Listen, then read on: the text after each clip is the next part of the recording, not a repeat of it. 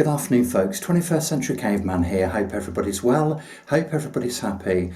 So we're back at the house again to do a little bit more plastering. I've had quite a few days off actually, well over a week, just to sort of take a bit of a break from it. So I'm enthusiastic about getting stuck in again. I feel well motivated, so we need to crack on and put some graft in today. So I've got my mojo back and it's full steam ahead basically. So let me just show you what I'll be doing today then. So just a very quick recap. The house has been rewired. In another video you'll see that I've filled in all of the chases using bonding plaster, which is a lightweight backing plaster, very sticky, perfect for this sort of a job. As you can see, I've scratched it over. Now I've had some feedback to say I didn't really need to do that, and that's a fair point, but I decided to do that.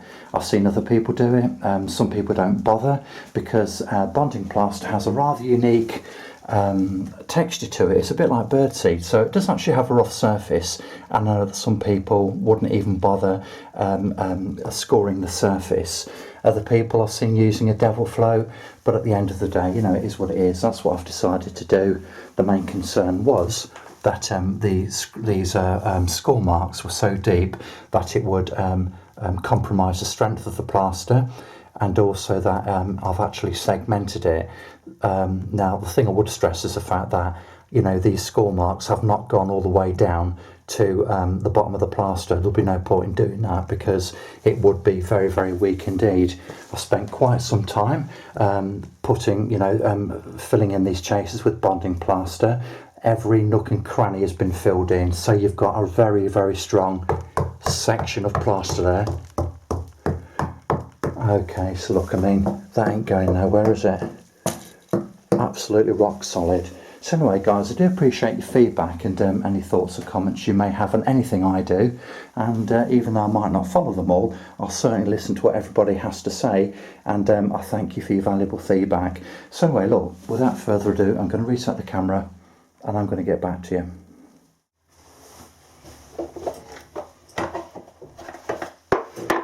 Right, okay, so the first thing I'm going to do is just scrape back any bits of plaster which might be sticking out.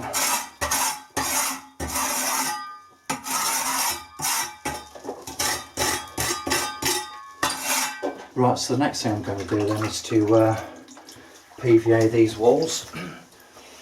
Now the consistency of the PVA is about the same as milk. I need to make sure I really get that in there. And the reason we use PVA on new plaster is because it controls the suction on the wall. And if we don't put it on there, the dry plaster will suck out a lot of the moisture in the new plaster we're going to put on, causing it to shrink and crack. And we don't want that, do we guys? So give that a good old soak.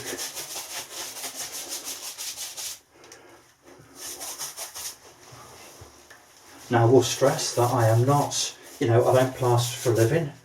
I'm a DIY plasterer, an amateur plasterer. I've done loads of plastering over the years. I've plastered for myself, family, friends, and I'm really proud of what I've done, to be honest with you. It may not be the best plastering you'll ever see, but it is always fit for purpose, and the finished result always looks, to my mind anyway, pretty decent. So I just wanted to get that out of the way before we start. Right folks, so the plaster I'm using then is called Gyproc Easi-fill. Now there's still 3 different types of this. It's the same thing, but the setting time does differ. I think we do something like 20, 45 and 60, which is how many minutes it takes for this stuff to set. Now we did actually want the 45-minute, but they were none in stock for weeks, so I just thought I'd go for this on the basis that 20 minutes probably wouldn't give me enough time because I've never used this stuff before. So anyway, you need to mix this apparently to a creamy consistency, which is what I'm going to do now. And I've obviously got a dust mask on. So you don't want this stuff in your lungs, okay. Right guys, so this looks like a nice creamy consistency to me. In my mind that looks about right. Spot on. Okay, let's do this thing. Now look, here's one for you guys. Would you use this scrim tape or not? So this is the, what's it, fiberglass or something or other, something like that. This mesh. What I'm going to do, I'm actually going to use it on the edges here. So, you know, it may or may not be necessary, but I would like some feedback from you guys. The point of having this basically is to strengthen the plaster. So the question for you guys is, would you use this or not? I mean, obviously it takes a little bit longer to apply and to faff around. You know, not a tremendous amount, but, you know, just slow down proceedings a little bit. So, would you guys bother with it or not? That's my question to you. Or would you simply take the new plaster, the top coat, the Easi-fill, and just start slapping it on? Is this necessary? That's what I'd like to know. Because quite frankly, if you don't think it is, I'm not going to faff around with it. Is the honest answer to that.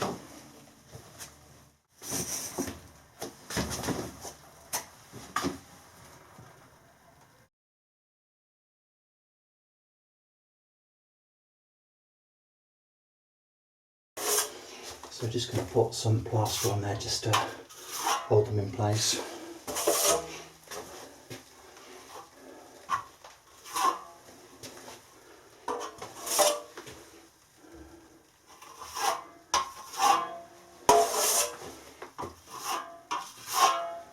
Right folks, so we've got 60 minutes to work with this, so we've got absolutely bags of time, which is always nice.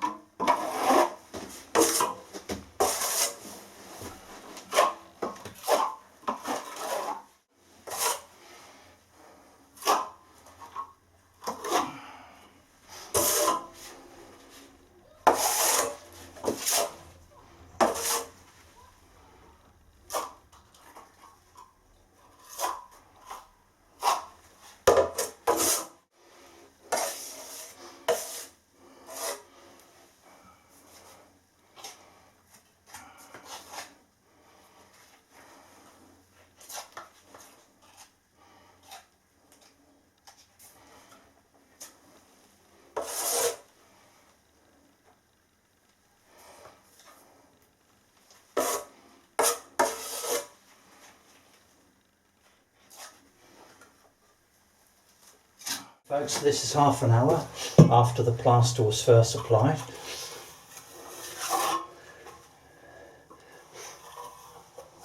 I'm actually putting a little bit more pressure on it now. I've also got a wet trowel. Whoop. This is still far too early, so I mustn't faff around with it too much.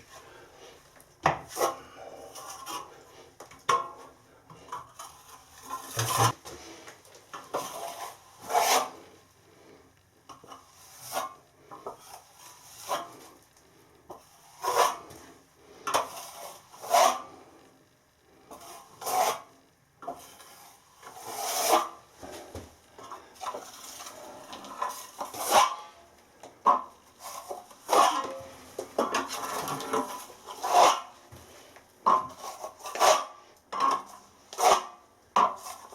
This is going to come nice. Right folks, it's been about an hour now and just going to see what it's like. And it's definitely setting because the trowel is dragging in a very nice way. So I think really, once I've done this, I don't really think I need to do too much more, to be honest with you.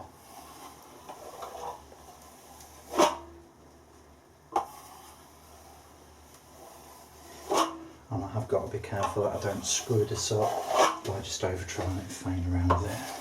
Because that is my trademark and sometimes I just don't want to leave well enough alone, if I'm completely honest. So I'm just trying to just feather it in now.